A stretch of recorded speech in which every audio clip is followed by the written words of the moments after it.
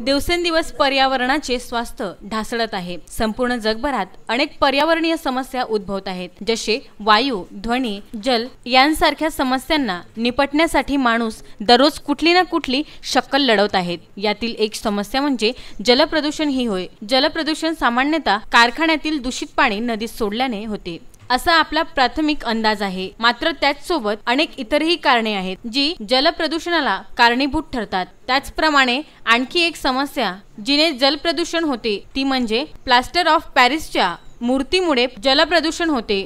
शिवाय जलचर प्राण्यांचे अस्तित्व धोक्यात येते। यावर उपाय म्हणून अमरावतीमध्ये भाजपा नगरसेविका पद्मजा कौंडिन्य यांनी पंतप्रधानांच्या आव्हानाला प्रतिसाद देत व प्रदूषणाच्या संरक्षणासाठी फरशी स्टॉप येथे एक दिवसीय मातीच्या मूर्तीची कार्यशाळा घेतली व नागरिकांनी मातीच्या मूर्ती विकत घ्यावे हे आव्हान केले आहे। आता शिवराजांनी सांगितलंच की कुठलंही मानसिकता बदलायला काही तर वेळ लागतोच। आपण मूर्ती घेतलीच नाही पीओपीची आणि असे जर उपक्रम राबवत गेले तर एक दिवस जनजागृती नक्कीच होईल। आणि हे जे लहान लहान मुलं आहे संस्कार लहानपणापासून रुजले जातात, तर लहानपणापासून सांगितलं की पीओपी वापरू नये, त्याचा फायदे तोटे हे त्यांना समजून सांगितले तर हे नक्कीच मुलं ही जी पिढी आहे तरुण पिढी लगेच त्याच्याकडे वळायला तयार होईल। आणि हळूहळू हा बदल हा कोणता एकदम नसतो होत, कुठून तरी सुरुवात करायची असते। याची सुरुवात शिवराजदादांनी केलेली आणि माझ्या प्रभागात तरी सगळे लोक सुशिक्षित आहेत, त्याच्यामुळे ते आता मुलं जेव्हा जातील खरेदी करायला त्याला ते पीओपीची मूर्ती घेणार नाही, ते मातीचीच मूर्ती घेतील असं त्यांना मी आग्रही करेन। ते पालकही सुज्ञ आहे, ते सुद्धा मातीचीच मूर्ती घेतील।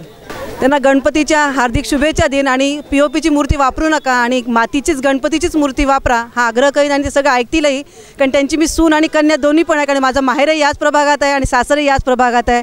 यावेळी या कार्यक्रमाला भाजपाचे प्रदेश प्रवक्ते शिवराय कुलकर्णी, नगरसेविका पद्मजा कौंडिन्य, भाजपा शहर सरचिटणीस प्रवीण कौंडिन्य तसेच नागरिकांसह इतर भाजपा पदाधिकारी उपस्थित होते।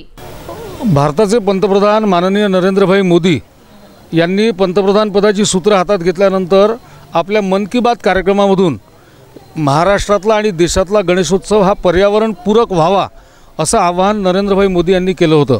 त्याच्यामुळे प्लास्टर ऑफ पॅरिसचे गणपती न बसवता मातीचे गणपती बसवले पाहिजे याचा प्रचार व्हावा आणि मुलांमध्ये त्या कुटुंबांमध्ये ही भावना रुजावी म्हणून आपला गणपती आपल्या हाताने घडवा हे शिबिर मी 4 वर्षापासून सुरू केलं आणि दरवर्षी साधारणतः 5000 कुटुंबांमध्ये स्वतःच्या हाताने बनवलेला असा गणपती आपल्या घरामध्ये लोक बसवतात। त्यामुळे प्लास्टर ऑफ पॅरिसचा गणपती आणला जात नाही, प्लास्टर ऑफ पॅरिसचा गणपती हद्दपार होतो।